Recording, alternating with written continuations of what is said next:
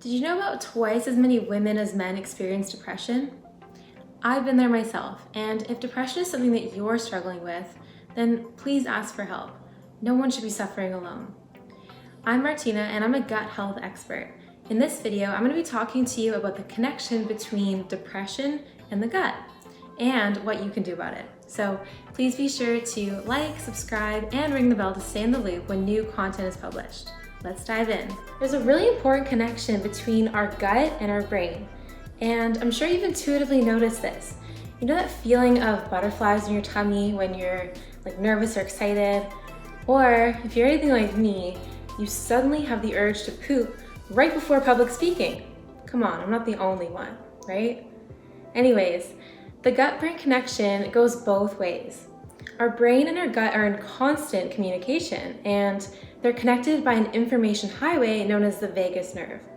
Our brain can influence our gut, and our gut can influence our brain. In fact, the gut is even referred to as the second brain because the number of nerves in our gut actually outnumbers our spinal cord. It's pretty interesting and something that you should definitely care about if you ever deal with mood imbalances like depression. Another example of the gut-brain connection is that those with irritable bowel syndrome tend to have far higher rates of mental illness. So earlier I mentioned that women are more likely to experience depression, and this is likely due to a more delicate hormonal system in females. But please know that the information that I'm going to be sharing with you is absolutely useful for all genders. To better understand the connection between gut health and depression, it's important to have a basic understanding of inflammation. And science is showing that chronic inflammation is at the root of nearly every disease.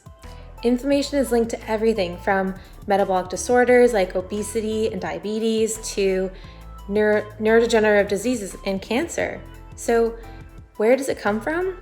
Inflammation stems from many sources, and lots being dietary. Sugar is one of the most inflammatory substances, particularly fructose and sucrose, which can actually spike insulin levels, triggering the release of inflammatory cytokines. It also creates damage like oxidative stress to our cells. And chemicals are another major cause of inflammation. This includes things like pesticides, environmental pollutants, hormone-modulating plastics. If you've ever heard of BPA in plastic like food containers, that's an endocrine disruptor. Also, cosmetic additives. Basically, there's lots of toxins getting into our bodies via ingestion or absorption through the skin that should not be getting in. And pathogens are another inflammation trigger. These include herbicides, gluten grains, genetically modified foods, which all promote intestinal permeability, also known as leaky gut syndrome. They also change our gut microbiome to facilitate the growth of pathogenic bacteria, yeast, and fungus, which keep our immune systems in a state of alarm. Stress is also a huge trigger for inflammation. So while the word stress itself can mean many things, it's ultimately the link between the hormones and inflammation. So whether we're talking physiological stress or psychological stress, both trigger the release of cortisol. And cortisol is the hormone that helps to mobilize blood sugar when we're in a state of fight or flight. Also, note that inflammation begins in the gut, since that's where most of the immune system is housed. So from there, inflammation can become systemic and can affect all areas of the body, especially the brain. So what does inflammation do to our gut and to our brain exactly? Basically, once inflammation is active, it's highly self-perpetuating. Inflammatory cytokines travel throughout the body, creating oxidative stress to our tissues, and more specifically, our mitochondria. Our mitochondria are energy producers, so when they're impacted by oxidative stress, we're gonna have less energy. Not to mention, most of our mitochondria are in our brain. Also in the brain, inflammation makes it so that tryptophan, the chemical that's a precursor for serotonin and melatonin, our happy and sleepy neurotransmitters, is instead used for the production of anxiety-provoking chemicals like quinolate. So the result is depressive symptoms, including lethargy, sleep disturbances, decreased social activity, lower libido, and learning difficulties. I know this is quite sciencey, but I hope it's making sense so far. The main point is that depression is often a symptom of chronic inflammation. And because chronic inflammation stems from the gut and often the foods that we consume, then it makes sense that by creating a healthier gut with healthier food choices, we can improve symptoms of depression, right? That's the good news here. And you can make dietary changes and lifestyle changes to improve depression. This is something that I've done myself. So there's no use in blaming your genetics or accepting that you were just born with low serotonin, right? As Dr. Kelly Brogan says, it's more likely that you're experiencing an unhealthy inflammatory balance driven by cortisol dysfunction and stemming from a sick gut. So let's talk a bit more about serotonin. It's often called the feel-good hormone, although it acts as both a hormone and a neurotransmitter in our body. So low mood, depression, anxiety, and even autism are associated with altered serotonin levels. And what's interesting here is that our gut is the primary site of serotonin production. Serotonin is produced by the cells that line the digestive tract. Also, our gut bacteria can influence serotonin levels, both directly and indirectly. So in the lab, certain gut bacteria have been shown to produce their own serotonin.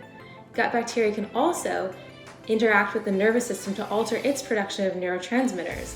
And microbes can even alter the availability of tryptophan, which is the amino acid building block required for serotonin. So I'm a bit of a nerd. Learning about this stuff is kind of exciting for me, and I hope that you're enjoying it as well. Anyways, nourishing a strong gut-brain connection means taking a holistic approach to well-being. So taking steps to manage stress, exercise, eat a healthy diet, and even taking a daily probiotic. These are all gonna help you to build a healthier, more resilient mind and body. And remember that when we eat highly processed foods, our gut cells set off the alarm of inflammation. Unfortunately, many people are unknowingly eating inflammatory foods like gluten and dairy. These foods often cause allergic reactions that are too mild for most people to notice, but the effects of inflammation are definitely still present. Sugar, artificial sweeteners, and casein proteins, which are found in dairy, have also been shown to activate inflammation. This is one of the biggest reasons that I recommend incorporating more anti-inflammatory foods into your diet, such as omega-3 fatty acids from fish like wild-caught salmon, walnuts, or hemp seeds. Turmeric is an amazing anti-inflammatory spice that can be added to soups, chicken, or veggies, or even whipped up into a turmeric latte. Increasing your dosage of antioxidants can help combat that oxidative stress that's created by inflammation. And my favorite ways to get these guys in is via organic dark chocolate and blueberries. And of course, eating a variety of high fiber vegetables like asparagus, cabbage, and mushrooms, these are all gonna help as well.